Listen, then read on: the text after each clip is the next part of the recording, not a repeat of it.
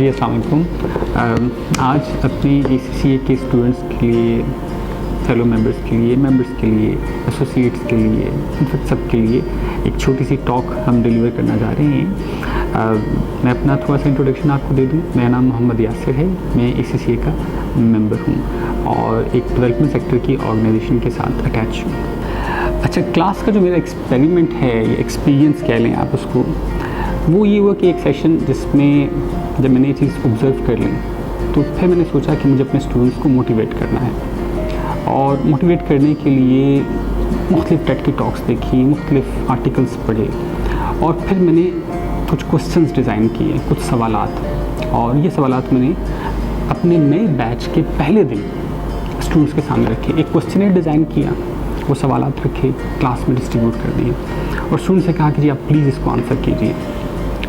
और फिर कुछ दिन बाद हमने उसको डिस्कस किया, उनके आंसर्स को, और फिर हमने ये प्रोसेस रखा कि ये आंसर्स जो हैं इनके हम उस पूरे जो हमारा टेन्योर था 6 मंथ्स का, उसमें हम डिस्कस करते रहे। और मुझे एहसास हुआ और मैंने ऑब्ज़र्व किया कि मेरे जो स्टूडेंट्स जिनके मतलब मुझे दिल में थोड़ा सा डर था कि अच्छा परफॉर्म नहीं कर सकेंगे, उन्होंने भी फाइनली बहुत अच्छा परफॉर्म किया। रिज़ल्ट आया तो बहुत अच्छा रिज़ल्ट था। अब बड़ा ज़रूरी है कि हम उन जो सवालात हैं उनकी तरफ जाएँ, और वो सवालात क्या है। पहला सवाल, ये भी एक टेड की टॉक है, ये कैंडी चंग ने ये टॉक डिलीवर की है और आई बिलीव शायद इसका टाइटल भी है before I die I want to. मेरा सवाल अपने स्टूडेंट से ये था, पहला सवाल कि आप बताइए before I die I want to, आप क्या करना चाहते हैं। इस दुनिया में हमारा टाइम बड़ा महदूद है, 40 साल, 50 साल, 60, 70, उसमें से प्रोडक्टिव टाइम और कम है। तो फिर इस लिमिटेड टाइम में जो शख्स पहले इस सवाल का जवाब अपने आप को देगा कि वो क्या करना चाहता है, होपफुली उसका फोकस बड़ा अच्छा रहेगा। मैं यहाँ कुछ कोट करना चाहूँगा। कैंडी की टॉक से ये कोट है जो आप सब मैं शेयर करना चाहता हूँ। कैंडी कहती हैं, death is something that we are often discouraged to talk about or even think about, but I have realized that thinking about death clarifies your life. दूसरा सवाल, दूसरा क्वेश्चन जो मुझे, आपको, स्टूडेंट्स को, सबको खुद से पूछना चाहिए, वो सवाल ये है, what is my definition of success? मैं आपसे सवाल करता हूँ, what is your definition of success? कामयाबी से आपकी क्या मुराद है, आप किस चीज़ को कामयाबी समझते हैं। ACCA क्वालिफाई करना, फ़ाइन, लेकिन उसके बाद अच्छी जॉब हासिल करना, फ़ाइन, लेकिन उसके बाद पैसे कमाना, कैरियर में प्रोग्रेस करना, नाम होना, फ़ाइन, एवरीथिंग इज़ फाइन, लेकिन आपकी डेफिनेशन ऑफ सक्सेस क्या है। ख़ास तौर पे जो पहला सवाल था उसके साथ लिंक करके आपकी डेफिनेशन ऑफ सक्सेस। कुछ मेरे स्टूडेंट्स ने ये जवाब दिया, they want to travel around the world. कुछ ने कहा कि वो किताब लिखना चाहते हैं, कुछ ने कहा वो गाना गाना चाहते हैं। मुख्तलिफ डेफिनेशंस हैं, लेकिन आपने सोचा या मैंने सोचा इस सवाल के मतलब कि मेरी डेफिनेशन ऑफ सक्सेस क्या है। What is your definition of success. Success के हवाले से थोड़ा सा फ़र्क हमें यहाँ समझना होगा कि सक्सेस क्या है और मास्टरी क्या है। देखिए, जब ACCA का स्टूडेंट अपना पहला एग्ज़ाम पास करता है, दैट इज़ अ सक्सेस, लेकिन क्या ये सक्सेस असल में है वो चीज़ जिसको हम सेलिब्रेट करते हैं। ये सक्सेस पहला एग्ज़ाम पास करने के बाद अधूरी सक्सेस कहलाई जा सकती है। ACCA स्टूडेंट को दूसरा एग्ज़ाम पास करना है, इसी तरह उसको 14 एग्ज़ाम्स पास करने हैं। बेसिकली असल चीज़ जो हम सेलिब्रेट करते हैं वो सक्सेस नहीं है, दैट इज़ मास्टरी। अगर आप देखें 10th रिंग, जिसमें आप एरो से स्ट्राइक करते हैं और जो दरमियान में उसका रिंग होता है उसको आप हिट करते हैं, तो सक्सेस ये है कि आपने एक दफ़ा हिट किया और आपका एरो जाके वहाँ स्ट्राइक कर गया। लेकिन मास्टरी ये है कि जितनी दफ़ा आप अपना एरो फेंकते हैं वो राइट टारगेट के ऊपर जाके लगता है। आप पेपर 1 में भी पास हों, 2 में भी, 3 में भी, 14 तक सब में पास हों और हर दफ़ा उस मार्जिन के साथ पास हूँ जो आप चाहते हैं, तो ये बेसिकली मास्टरी है। अब सवाल ये पैदा होता है कि मास्टरी किस तरह हासिल होती है, मास्टर किस तरह बना जा सकता है, वो कौन से फैक्टर्स हैं जो किसी को कामयाब करते हैं, जो किसी को मास्टर बनाते हैं, जो किसी को सक्सेस अता करते हैं, लॉन्ग रन में और शॉर्ट रन में दोनों। दो फैक्टर्स जो आइडेंटिफाई किए गए हैं, उसमें से पहला है ability to delay the gratification. इसके ऊपर एक टेड की टॉक मौजूद है, अगर आप लोग गूगल करें तो आप वो टॉक देख सकते हैं और मैं सजेस्ट करूँगा कि आप वो टॉक ज़रूर देखिए। और दूसरा जो फैक्टर है that is grit, GRIT, grit. हम पहले फैक्टर की बात पहले कर लेते हैं, ability to delay the gratification. ये मैंने क्लास में अपने स्टूडेंट्स के साथ उनको इस तरह से समझाया कि उनका दिल करता है कि उनके मोबाइल में आई बिलीव व्हाट्सएप मौजूद है, फेसबुक मौजूद है, और जब आप व्हाट्सएप या फेसबुक इस्तेमाल कर रहे हैं तो एक ग्रेटिफिकेशन आती है और कई घंटे हम लोग इस ग्रेटिफिकेशन को एंजॉय करते हैं, कई घंटे बात करते हैं। मैं स्टूडेंट्स की बात करूं, सबको नहीं कह रहा कि सब लोग कई घंटे इस पर लगाते हैं, लेकिन for a student he must have the ability to delay the gratification. उसके पास इतनी कुव्वत होनी चाहिए कि अपने इस मोबाइल को साइड पे कर सके और फोकस कर सके अपनी स्टडीज़ के ऊपर। अगर उसके अंदर ये एबिलिटी है कि वो ग्रेटिफिकेशन को डिले कर सकता है, फाइन, जब आपने एग्ज़ाम्स क्वालिफाई कर लिए हैं आप वापस ले आइए, आप फेसबुक एंजॉय कीजिए, आप व्हाट्सएप एंजॉय कीजिए, बिल्कुल फाइन। लेकिन जब आपका जो गोल है वो सामने है और उस वक्त अगर आप टाइम किसी और चीज़ पर ज़ाया कर रहे हैं, अगर आप तस्कीन किसी और चीज़ से हासिल कर रहे हैं, आपको तस्कीन ज़रूर हासिल करनी है लेकिन अपने गोल को फॉलो करके, ना कि किसी और चीज़ के ज़रिए। तो साइकोलॉजिस्ट ने जो स्टडी किया कामयाब इंसानों को, तो उन्होंने ये फैक्टर नोट किया कि जिन लोगों में ability to delay the gratification ज़्यादा है वो लोग ज़्यादा कामयाब हैं, वो लोग ज़्यादा बड़े मास्टर्स हैं। दूसरा फैक्टर जिसको हम ग्रिट कहते हैं, एंजेला डकवर्थ ने ग्रिट को डिफ़ाइन किया है और बड़े अच्छे अंदाज में डिफ़ाइन किया और मैं उनको कोट करूँगा यहाँ पर। वो क्या कहती हैं कि व्हाट इज़ ग्रिट? वो कहती हैं कि we need to take our best ideas, our strongest intuitions and we need to test them. We need to measure whether we have been successful and we have to be willing to fail, to be wrong, to start over again with lessons learned। ये grit की definition है कि हमने अपनी गलतियों से सीखना है और हारने से घबराना नहीं है, फेलियर से घबराना नहीं है। अच्छा, अगर इस डेफिनेशन को हम देखें जो एंजेला डकवर्थ ने बताई है, तो इसका एक बहुत इम्पॉर्टेंट पार्ट, पहलू, वो ये है कि अपनी गलतियों से सीखना। तो मेरा सवाल अपने स्टूडेंट से ये रहा है, अपने आप से भी यही है, आपसे भी यही सवाल है कि जो मेरी फेलियर्स हैं, जो आपकी फेलियर्स हैं, जो मेरी गलतियां हैं या जो आपकी गलतियां हैं प्रोफेशनल लाइफ में या अदरवाइज जो भी हैं, उनसे क्या सीखा।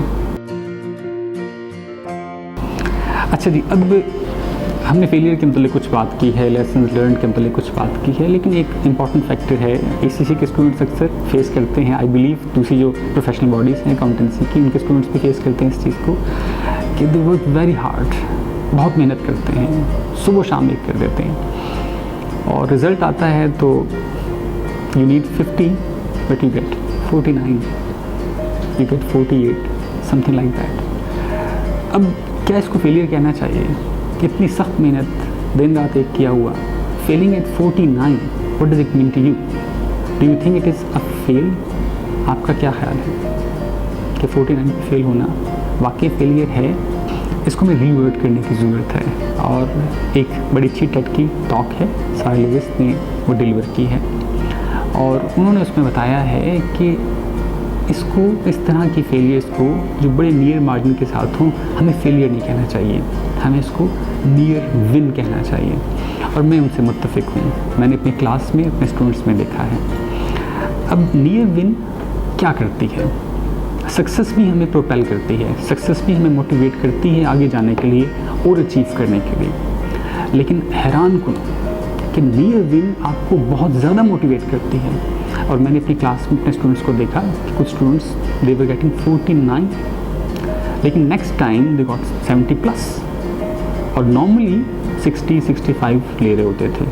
तो उस नीयर विन ने उनको इतना प्रोपेल किया कि उन्होंने इतनी बड़ी जंप ली, बहुत अच्छी जंप ली उन्होंने। तो अगर आप 49 पे फेल हो गए हैं, खुदा ना खास्ता, तो परेशान ना हो, this is basically a motivating factor. Next time आप लोगों को हैरान कर देंगे। अपने आपको मोटिवेट करने के लिए 49 को तो हम नीयर विन कहते हैं, और अगर आप कह लें इसको तसल्ली और मोटिवेट करना, तो हम दोनों काम ही कर रहे होते हैं। अपने आप को तसल्ली भी दे रहे होते हैं, अपने आप को मोटिवेट भी कर रहे होते हैं। लेकिन बाज़ औक़ात स्टूडेंट्स 25, 30 समथिंग लाइक दैट इतने मार्क्स ले रहे होते हैं। आपने एग्ज़ाम दिया, आप फेल हो गए। आप किसी से एक्सपेक्ट करते थे कुछ, उसने आपकी एक्सपेक्टेशंस पूरी नहीं की, यू फील लाइक रिजेक्टेड। अब ये क्या चीज़ है और इसको किस तरह से टैकल करना चाहिए? प्रोफेशनल लाइफ में, पर्सनल लाइफ में वो लोग ज़्यादा आगे जाते हैं जो अपनी इमोशनल हाइजीन को बेहतर रखते हैं। देखिए, अगर मुझे कोई यहाँ पर कट लग जाए और मैं उस कट को मज़ीद गहरा करना शुरू कर दूँ, मज़ीद और उसको गहरा करना शुरू कर दूँ, तो आप कहेंगे दिस गाय इज़ इनसेन, इसका कोई दिमाग ठीक नहीं है, शायद ये क्या काम कर रहा है। तो जब हमें फेलियर होता है, जब रिजेक्शन होती है, तो अनफॉर्चुनेटली हमें एक ज़ख्म लगता है। वो किसी को नज़र नहीं आता, वो बॉडी पे नहीं होता, वो हमारे दिल पे होता है, हमारी रूह पे होता है वो ज़ख्म। और हम चाहते ना चाहने के बावजूद भी बाज़ औक़ात उस ज़ख्म को सोच सोच के उसके मुतल्लिक़ उसको गहरा करना शुरू कर देते हैं। जिस तरह मैंने आपको एग्जांपल दी कि यहाँ लेके कोई भी आपको इस तरह से ज़ख्म करता हुआ सेम पर्सन नज़र नहीं आएगा, लेकिन अनफॉर्चुनेटली हम अपने साथ ये करते हैं, बार बार सोचते हैं उसके मुतल्लिक़, दिन रात सोचते हैं और तकरीबन पागल से हो जाते हैं बाज़ औक़ात सोच सोच के। अब सवाल ये है कि मेरा आपसे सवाल है, मेरा अपने आप से सवाल है, मेरा अपने स्टूडेंट से सवाल है कि जब आप फेल होते हैं तो आपका जहन आपको क्या मैसेज देता है? You can't do this, you are a failure, you are a loser. आप अपने आप को ये बताते हैं कि आई एम अ लूज़र। अगर आप अपने आप को ये बताते हैं कि आई एम अ लूज़र, तो आपका जो जहन है आपको इसी डायरेक्शन में सेट कर देता है। लेकिन अगर आप अपने आप को बताते हैं कि नहीं, दिस वाज जस्ट, आप कह सकते हैं कि मुझे मज़ीद मेहनत की ज़रूरत है, I can do this, yes I can do this, तो आपका जहन किसी और तरह से ऑपरेट करता है। तो प्लीज़ थोड़ा सा सवाल कीजिए अपने आप से कि आपका जहन आपके फेलियर्स के ऊपर आपको किस तरफ लेके जाता है, और अगर आपको वो गलत साइड पे लेके जाता है तो आपको अपने आप को ट्रेन करने की ज़रूरत है। जो मेरा माइंडसेट है, I need to change that. मुझे बहुत सारा अपने आप को तब्दील करने की ज़रूरत है in order to become what I want to become, in order to achieve what I want to achieve. Same questions आपसे भी है, लेकिन ये तब्दीली कैसे आएगी, ये चेंज अपने आप में मैं कैसे ला सकता हूँ? आप अपने अंदर ये चेंज कैसे ला सकते हैं? मैं अपने अंदर ये चेंज कैसे ला सकता हूँ? ये एक सवाल है, और इस सवाल का जवाब मज़ीद कुछ सवालों में भी है, कुछ पॉइंट्स में भी है। मैं आपसे शेयर करना चाहूँगा एक टेड की टॉक जो डिलीवर की है बर्ट्रैंड पिकर ने। ये वो साहब हैं कि जिन्होंने दुनिया के गिर्द एक बलून में चक्कर लगाया है, और इनकी जो टॉक है उसमें उन्होंने इस बलून को इंसानी ज़िंदगी से मुशाबे किया है। और उन्होंने कहा है कि जो बलून हवा में होता है उसके ना इंजन होता है, ना उसके पर होते हैं, उसको जो अपनी डायरेक्शन जो सेट करनी होती है, जो उसको चेंज लानी होती है डायरेक्शन में, वो उसको हवा की एल्टीट्यूड और जो उसकी स्पीड है उसके हिसाब से अपने आप को उस जगह पे लेके जाना होता है। वो बताते हैं कि देखें, हवा की डिफरेंट एल्टीट्यूड्स हैं, एक लेयर ये है, एक लेयर ये है, और फर्स्ट करें ये जो लेयर है एल्टीट्यूड जो है, इसमें हवा की स्पीड और डायरेक्शन इस वाली लेयर से मुख्तलिफ है। और अगर मैं इस लेयर में हूँ और मुझे यहाँ आने की ज़रूरत है, तो फिर मुझे यहाँ आने की ज़रूरत है।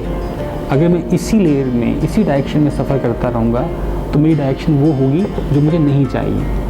तो सबसे पहले तो मुझे राइट एल्टीट्यूड में आने की ज़रूरत है। अभी जो एल्टीट्यूड है ये साइकोलॉजिकल एल्टीट्यूड हो सकता है, ये स्पिरिचुअल एल्टीट्यूड हो सकता है, ये फ़िलोसॉफिकल एल्टीट्यूड हो सकता है, ये कंपनी का एल्टीट्यूड हो सकता है। तो अगर मेरे दोस्त वो हैं जो किसी और डायरेक्शन में जा रहे हैं और मुझे जाना किसी और डायरेक्शन में है, तो फिर मुझे उन लोगों को दोस्त बनाना है जो उस डायरेक्शन में जा रहे हैं जहाँ पर मैं जाना चाहता हूँ। अगर मेरी सोच इस डायरेक्शन में जा रही है और जाना इसको इस डायरेक्शन में चाहिए, तो मुझे अपनी सोच को तब्दील करने की ज़रूरत है, क्योंकि अगर मेरी सोच इस डायरेक्शन में जाती रही तो मैं कभी भी वो अचीव नहीं कर सकूँगा जो मैं अचीव करना चाहता हूँ। इसके साथ साथ एक बहुत इम्पॉर्टेंट फैक्टर जो है वो फैक्टर ये है कि अपने आप को तब्दील करने के लिए हमें किसी न किसी चीज़ को छोड़ना पड़ता है, कोई चीज़ कुर्बान करनी पड़ती है। बर्ट्रैंड पिकर्ड इसको बैलेस्ट कहते हैं, और वो बताते हैं कि जब उनका वो जो बलून है उसकी उन्होंने अगर स्पीड चेंज करनी होती है तो बाज़ औक़ात उसके अंदर सैक्स होते हैं वाटर के, पानी के और सैंड के, तो वो सैक्स खोल के हवा में गिरा देते हैं, तो उसकी वजह से उसका वज़न कम होता है, वो बलून ऊपर उठ जाता है, तो वो इस लेयर से इस लेयर में चले जाते हैं। हमने भी अपने कंधे पे बहुत सा वज़न डाला होता है, बहुत सी अननेसेसरी चीज़ों का, बहुत से ऐसे ख़यालात का, बहुत सी ऐसी आदतों का जिनकी हमें ज़रूरत नहीं होती, वो इजाफी होते हैं, और उस वज़न की वजह से जो हमने ऊपर डाला होता है, अपने कंधे पर डाला होता है, हम अपना एल्टीट्यूड चेंज नहीं कर पाते। तो वो कौन सा वज़न है, वो कौन सा बैलेस्ट है जो आपको रोक रहा है, जो मुझे रोक रहा है? क्या आपने सोचा इसके मुतालिक? ये वो सवाल था, उन सवालों में से एक सवाल था जो मैंने अपने स्टूडेंट से कहा कि वो अपने आप से पूछें। आपसे भी पूछता हूँ कि वो कौन सा बैलेंस्ड है जो आपको उतारने की ज़रूरत है। अच्छा, बैलेंस के साथ साथ जो बलून है जब हवा में सफ़र कर रहा है, तो आप और मैं जानते हैं हवा यहाँ हमारे सामने, हमें तो कोई एल्टीट्यूड्स नज़र नहीं आते, लेकिन ग्राउंड पे जो वेदरमैन होता है वो अपने इक्विपमेंट्स के ज़रिए देख रहा होता है कि कौन सी लेयर किस डायरेक्शन में जा रही है, और इस बलून के अंदर जो साहब होते हैं उनको वेदरमैन से डायरेक्शंस लेने की ज़रूरत पेश आती है। और इन्होंने एक अच्छा वाक़या शेयर किया कि एक दफ़ा ये एक बड़ी अच्छी स्पीड में जा रहे थे अपने बलून के अंदर, और इन्होंने वेदरमैन को कॉल की बेस में और उसको कहा कि देखो हम कितने अच्छे पायलट हैं, हम कितनी स्पीड से जा रहे हैं, हम दुनिया का सफ़र बड़ी जल्दी कंप्लीट कर लेंगे। तो वेदरमैन ने उनको कहा कि no, slow down, calm down immediately. और ये कहते हैं मैंने उनके साथ बहस करना शुरू कर दी। I started arguing with the weatherman. मैं कहना नहीं, मेरे पास इतनी गैस नहीं है, इतना प्रेशर नहीं है, और अगर मैं स्लो हो गया तो मैं दुनिया के चक्कर नहीं लगा सकूँगा जितने टाइम में मैं लगाना चाहता हूँ। तो वेदरमैन ने फिर इंसिस्ट किया कि नीचे आ जाओ, और कहते हैं जब मैंने बहुत ज़्यादा बहस की उसके साथ तो वेदरमैन ने मुझसे एक सवाल किया, और वो सवाल ये था कि you are the good pilot up there, do you want to go very fast in the wrong direction और you want to go slow in the right direction? और इस सवाल ने बर्ट्रैंड पिकर्ड को चौंका दिया, और इस सवाल के बाद उन्होंने इतनी स्पीड कम की, और जो वेदरमैन उनको कह रहे थे वो उसी जगह पे उस एल्टीट्यूड में अपने बलून को ले आए। देखिए, हमारे लिए ज़िंदगी का जो सफ़र है और ज़िंदगी का जो ये बलून है, हम लोग बाज़ औक़ात नहीं देख सकते कि जो हवा है, जो एल्टीट्यूड है, आया उसी डायरेक्शन में जा रही है और हम उसी डायरेक्शन में जा रहे हैं जहाँ जाना चाहिए। हमारे बुज़ुर्ग, हमारे वालिदैन, हमारे टीचर्स जो इस सफ़र से गुज़र के आए होते हैं, जिन्होंने इन हवाओं को फेस किया होता है, जो इन हवाओं की नब्ज़ को जानते हैं, वो हमें बताते हैं, वो हमें समझाते हैं कि बेटा आप गलत डायरेक्शन में जा रहे हैं, you need to change, you need to slow down. तो आपने कभी अपने वेदरमैन को आइडेंटिफाई किया है? Who is your वेदरमैन?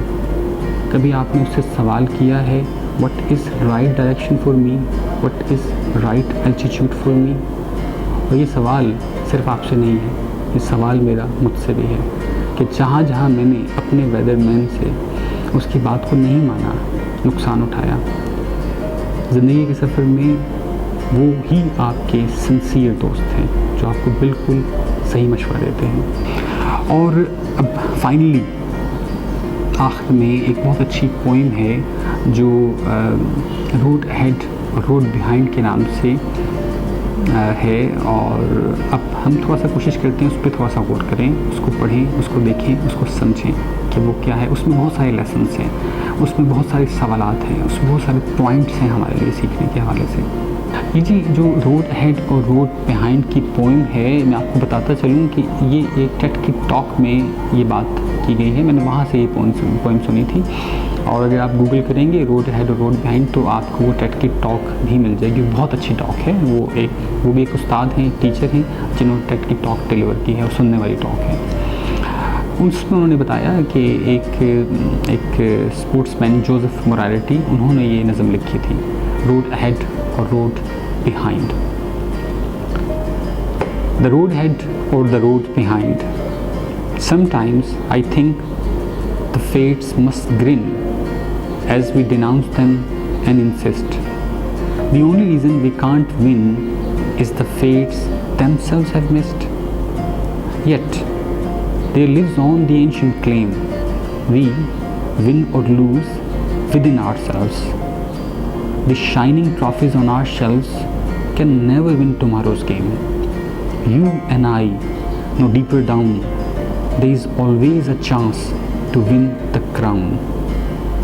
But when we fail to give our best, we simply haven't met the test of giving all and saving none until the game is really won.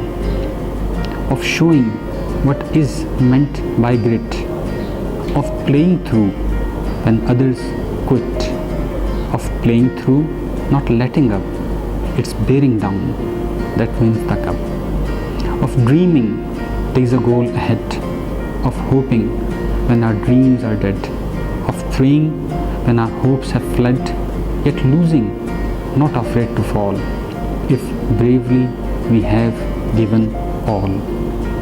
For who can ask more of a man than giving all within his span?